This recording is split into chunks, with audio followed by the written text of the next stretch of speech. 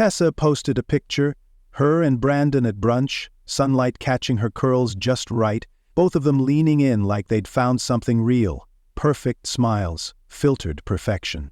5 minutes later, my phone buzzed. Miss you. Still think about you every night. No shame, no hesitation, just a message like nothing had changed, like we hadn't broken up 3 months ago, like she hadn't moved on, like I was still hers.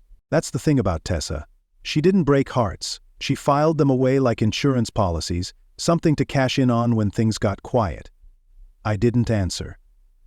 I never did. But I read it, I always read them. Midnight haze. Drunk, I miss yous. Emo lyrics with no context.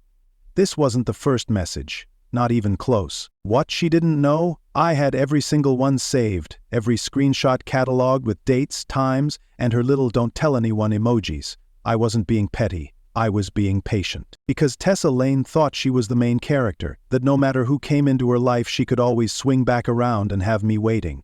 And to be fair, she wasn't entirely wrong until she made a mistake. She gave me the perfect moment. That brunch photo? It wasn't just a selfie. It was tagged. Public. Brandon Myers, her boyfriend. A good guy, from what I'd heard. Athletic, laid back. One of those dudes who smiles with his whole face. And now, he was dating someone who sent her ex messages that could set a phone on fire. So I made a choice. I opened my gallery, selected the best ones. Clear timestamps. The I still love you message. The late night thirst trap with the caption, just for you, don't tell him. Then I composed one simple surgical message. Hey man, not trying to start anything, but if you're with Tessa, you should probably see what she's been sending me.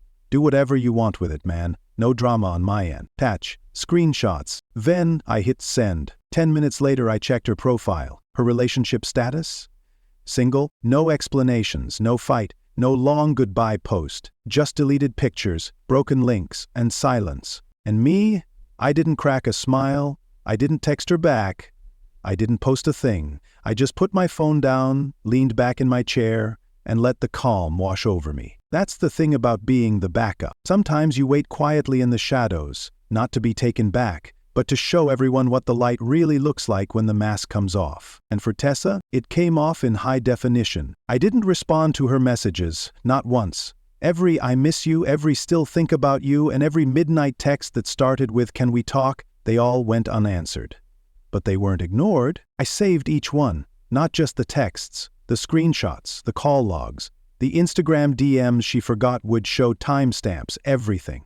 Tessa never thought twice about it because silence to her meant weakness. She thought I was holding on to hope. In reality, I was building a case. Tessa never noticed the pattern she was creating. A message from her after every argument with Brandon. Every post she made with him, smiling at a winery, cuddling on a couch, holding hands in the snow, was followed by a message to me within hours. It was clockwork, predictable, like she wanted to remind herself that no matter who was beside her in the photo, someone else was still waiting in the wing. Only I wasn't. The truth is I had already let go of the relationship the night I caught her lying the first time. It wasn't dramatic, no yelling, no slamming doors, just that quiet click in my mind that flipped the switch from maybe to never again. But instead of confronting her, I decided to watch, to see how far she'd go. And more importantly, who she'd take down with her. So I let her dig. I watched her social media for patterns, not updates. I paid attention to the angles. Who took the picture, who was tagged, who was cropped out. Her whole life was curated, and Brandon was a centerpiece in the image she was selling. Tessa didn't just want love, she wanted an audience. But behind closed doors, her inbox told a different story. She'd send me selfies at 1 a.m. with captions like, "Still wearing the necklace you got me," or "No one gets me like you do." There was no guilt, just entitlement. The thing is, I wasn't angry, I wasn't bitter. I was patient. I knew this kind of behavior wasn't new. She had probably done it to guys before me and might do it to guys after me. But for the first time she was messing with someone who didn't care about revenge or redemption. I didn't need her to cry, to apologize, or even to understand what she lost. I just needed the truth to land in the right hands. So I waited for the moment when everything was out in the open. When she posted a photo so public, so couple-wide, it left no room for denial. Brunch. Her and Brandon leaning into each other, hearts in the comments, mutual friends resharing it. That was the moment. It wasn't about hurting her. It wasn't even about helping Brandon. It was about setting fire to the illusion she had built and watching the mask slide off under its own weight. I knew exactly who Tessa was the day she tried to keep one foot in the past while walking proudly into her future. She thought she had options, thought she was clever, but all it really took was one man who refused to play along. People like her count on noise, fights, drama, tears. What they don't expect is silence. Cold, calculated silence. The kind that doesn't beg, doesn't plead, doesn't even blink. By the time I pressed send on that message to Brandon, I had already emotionally disconnected. The screenshots weren't revenge, they were truth. And when you tell the truth to someone who's been living in a lie, you don't need to raise your voice. You just need to step back and let the fallout speak for itself. The moment arrived in the same way a storm does when the skies are too quiet for too long. Tessa had just posted another picture. Her and Brandon at a rooftop lounge, drinks in hand, sun dipping below the skyline, the caption reading, "My forever." I didn't feel anything, not jealousy, not anger, just confirmation. She had chosen her audience again. That was my cue. I pulled out my phone and opened the album I'd been curating like a slow-burn art project. Dozens of screenshots, each stamped with the truth she never thought would matter. "I miss you so much, you don't even know," read one. Another, "He doesn't listen like you do." A third, "Promise you'll never block me." That one came in just 2 days ago. I could have sent everything, but I didn't need to flood Brandon with all of it. I wasn't trying to ruin him, I just wanted him to know what he was really holding in his hands. So I picked five. 5 messages that covered every phase of the deception. One romantic, one flirty, one regretful, one late at night, and one right after a photo with him. Then I crafted the message. No salt, no bitterness, just clarity. "Hey man, I know we've never met, but I figured you'd want to see this. She's been messaging me for weeks, figured you should know who you're with. Do what you want with this. No hard feelings from me." I attached the screenshots and hit send. That was it.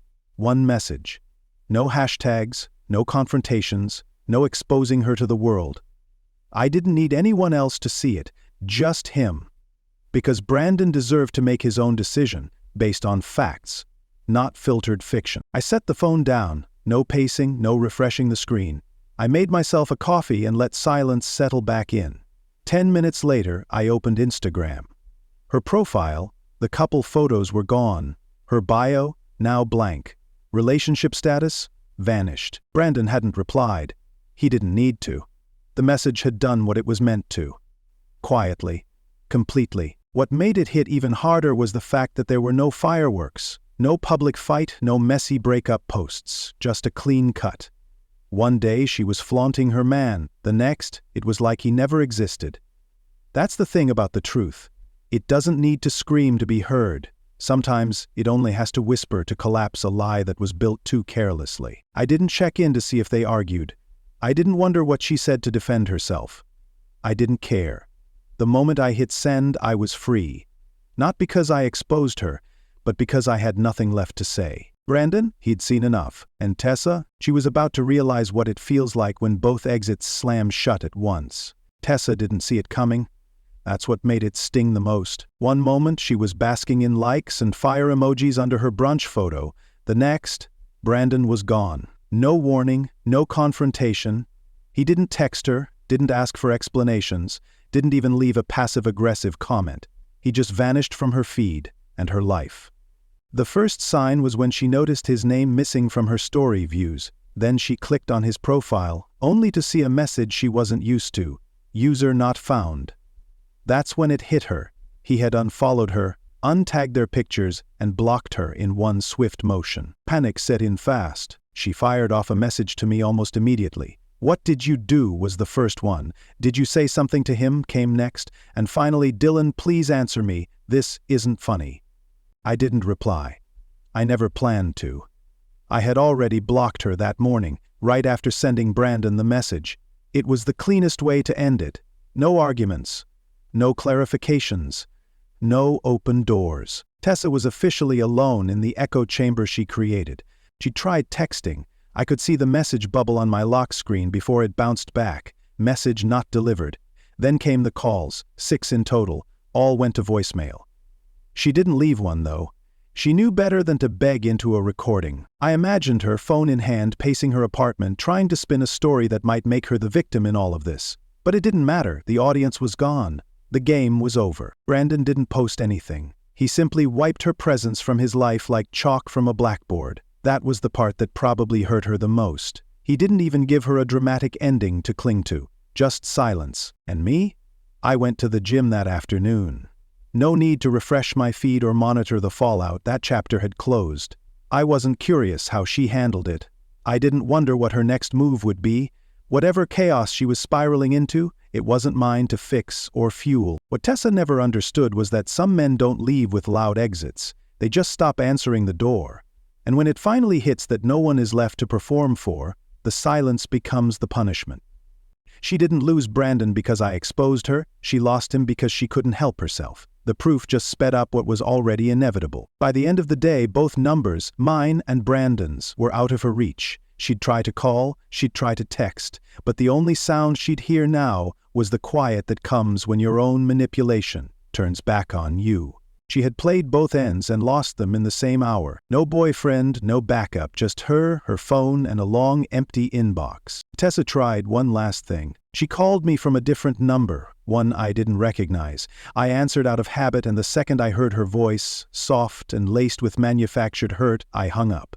That was her final window, and she watched it close before she could squeeze through. A few minutes later, she texted from that same number, "Please, Dylan, can we talk?" It sat there for a while, unread. Eventually I opened it, just to confirm what I already knew. She still thought there was a conversation to be had. There wasn't. I blocked the number and walked away from the moment like it was background noise.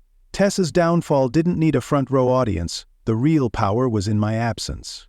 Brandon, from what I gathered through mutuals, didn't say a word publicly. He simply detached, changed his privacy settings, removed every trace of her from his social media like she never existed in his timeline. No subtweets, no petty comments, no theatrics. That's how you know someone is done, when they don't even need to announce it. Tessa, on the other hand, kept posting. At first she tried to act unfazed. Solo selfies with captions like, "Sometimes the universe just clears the way for better energy, and if they can't handle you at your realest," the usual deflection tactics. But people could see through it. The likes dwindled, the comments turned cold. Even her closest friends weren't jumping to defend her. Eventually, her stories grew quiet. The attention had dried up, and without an audience, she had nothing left to perform for. That was what stung the most. Not losing Brandon, not being blocked by me, but realizing she wasn't the center of anyone's world anymore. Meanwhile, I moved on. Not dramatically, not spitefully, just forward. There was a peace in not having to decode mixed signals or wonder who I was to someone who couldn't choose. The space Tessa once filled wasn't empty, it was calm. And calm was better than chaos dressed in affection. Friends asked if I ever heard from her again. I told them the truth. No, not because she stopped trying, but because I stopped noticing. She became static in a world I had finally tuned into clearly. I didn't need revenge. I didn't need closure. I didn't even need her apology. I had the truth, and the truth did the talking. Tessa made the mistake of thinking love was a game of attention, a balancing act where no one ever really walks away. She thought silence was weakness. But real strength? It's walking away without a single backward glance. It's letting someone dig their own hole and never handing them a rope. She wanted control. Instead, she ended up blocked by both. Me, I didn't win anything. I just made sure I didn't lose myself, and in the end, that was more than enough.